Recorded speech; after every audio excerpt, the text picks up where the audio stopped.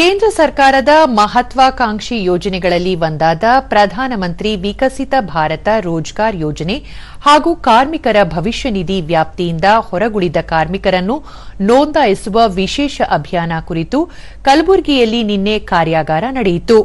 ಈ ಯೋಜನೆಯಡಿ ಉದ್ಯೋಗ ನೀಡುವ ಸಂಸ್ಥೆಗಳಿಗೆ ದೊರೆಯುವ ಪ್ರೋತ್ಸಾಹ, ಇಪಿಎಫ್ ನೋಂದಣಿ ಪ್ರಕ್ರಿಯೆ, ಕಾರ್ಮಿಕರ ಸಾಮಾಜಿಕ ಭದ್ರತೆ ಹಾಗೂ ಪಾರದರ್ಶಕ ವ್ಯವಸ್ಥೆಗಳ ಕುರಿತು ಮಾಹಿತಿ ನೀಡಲಾಯಿತು. ಕಲಬುರಗಿ ಪ್ರಾಂತೀಯ ಕಚೇರಿ ಅಧಿಕಾರಿಗಳು ಹಾಗೂ ಸ್ಥಳೀಯ ನಿವಾಸಿಗಳು ಪಾಲ್ಗೊಂಡಿದ್ದರು.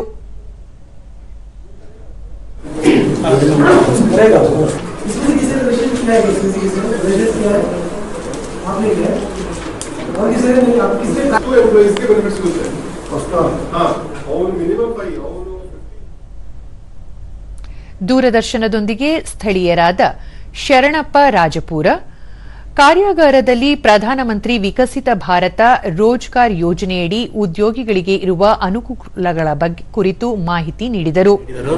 ಅದರಲ್ಲಿ ಉದ್ಯೋಗಿ ಮತ್ತು ಉದ್ಯೋಗದಾತರಿಗೆ ಏನೇನು ಬೆನಿಫಿಟ್ ಇವೆ ಮತ್ತು ಅದರಿಂದ ಏನು ಉಪಯೋಗ ಇದೆ ಎಲ್ಲ ತಿಳಿಸಿ ಹೇಳಿದರು. ಸ್ಥಳೀಯ ನಿವಾಸಿ ಆಶಾ ದೇಶಪಾಂಡೆ, ಈ ಯೋಜನೆಯಿಂದ ಉದ್ಯೋಗಿಗಳಿಗೆ ಹಾಗೂ ಉದ್ಯೋಗದಾತರಿಗೆ ಇಬ್ಬರಿಗೂ ಅನುಕೂಲಗಳಿವೆ. ಇಂಥ ಯೋಜನೆಗಳನ್ನು ನೀಡಿದ್ದಕ್ಕಾಗಿ ಕೇಂದ್ರ ಸರ್ಕಾರಕ್ಕೆ ಕೃತಜ್ಞತೆಗಳು ಎಂದರು.